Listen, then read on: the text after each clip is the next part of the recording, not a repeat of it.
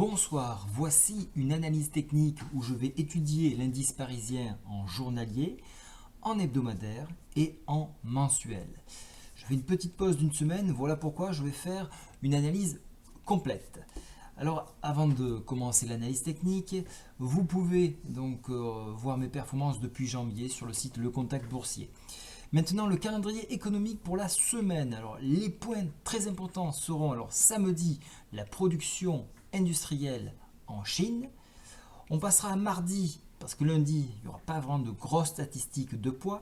Donc mardi, les permis de construire aux US.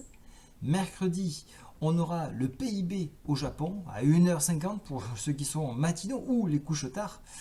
Jeudi, l'indice manufacturier de la Fed de Philadelphie.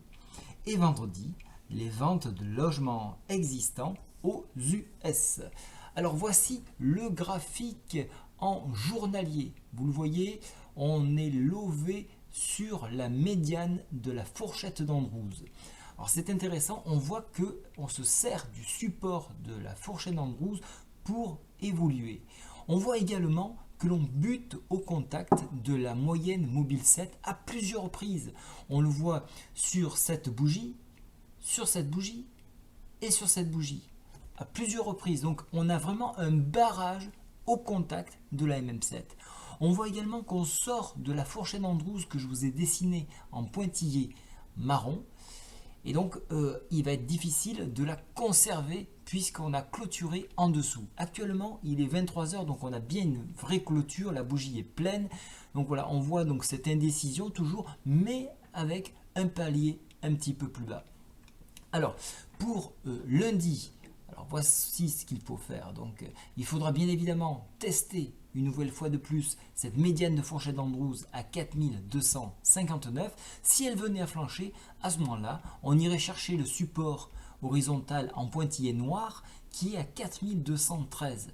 Il n'y a pas vraiment de support avant ce palier-là.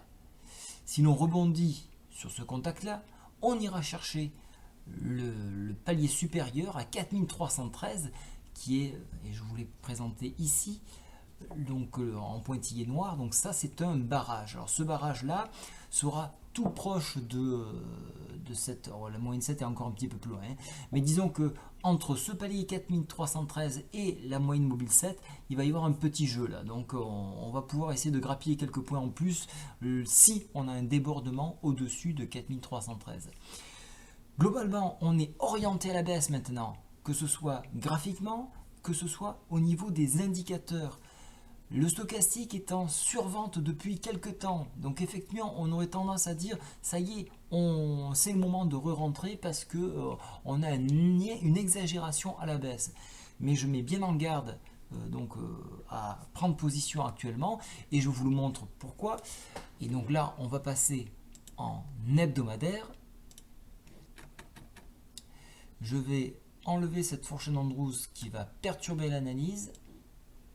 Voilà, je vais enlever toutes ces fourchettes.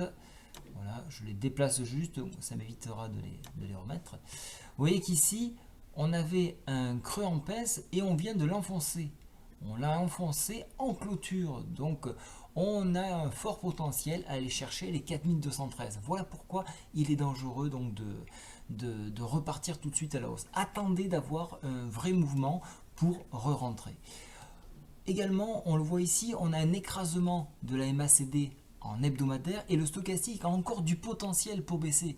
Donc attention, vous voyez également qu'on a eu un mouvement haussier qui s'est tout de suite fait rattraper en hebdomadaire. Donc on n'est pas bien installé dans un mouvement haussier. Donc attention là aussi. On est même en formation de double top. Donc cette configuration-là hebdomadaire pourrait nous entraîner sur des points beaucoup plus bas en direction du PTI mensuel. Donc attention encore ici. Maintenant je vais sauter en mensuel pour voir les éventuels potentiels baissiers que nous pouvons avoir. Alors là c'est un petit peu plus confus. Vous voyez qu'on a eu ce travail qui s'est fait ici, mais le prochain support que l'on voit, on voit donc déjà les 4226 qui peuvent servir de support. Et si ce palier-là est enfoncé, on ira chercher beaucoup plus bas, 4151. Donc attention, Au niveau donc des moyennes mobiles ici, la 7 qui est en jaune a croisé la bleue qui est en la bleue, donc la moyenne mobile 20 qui est en bleu. Donc on a un mouvement baissier qui est amorcé depuis 3 mois maintenant. On voit également qu'on a tenté de dépasser la moyenne mobile 7 en mensuel par plusieurs reprises et on voit qu'on a échoué au contact de la MM7. Donc là aussi, la MM7 fait barrage. Au niveau des indicateurs, nous avons un mouvement baissier qui n'est pas terminé et même qu'on a tendance à s'élargir au niveau de la MACD. Donc on n'a pas de signaux de retournement en mensuel. Donc là aussi, il reste du potentiel à la baisse. Bien évidemment, vous l'avez compris, le potentiel max mensuel actuellement est à 4052, c'est le PTI mensuel. Il est exactement posé sur le bas de la Bollinger. Donc notez-le bien, pour ceux qui travaillent en long terme, le PTI mensuel peut être un objectif. Voilà, donc globalement, je reste sur une semaine baissière. Bien évidemment, si on avance sur le Brexit, si on avance sur la Grèce, évidemment que ça va avoir un impact sur le graphique. Mais voici ce que l'on peut dire graphiquement en absence de nouvelles. Voilà, j'espère que cette analyse plus approfondie vous a plu. En attendant, je vous retrouve dans une semaine et n'hésitez pas à venir consulter le chat de Le Contact Boursier. Vous avez des participants très actifs, mais attention, il faut se connecter pour avoir accès au chat. Bien évidemment, c'est gratuit. Bonne journée à tous, bon week-end et à très bientôt. Au revoir.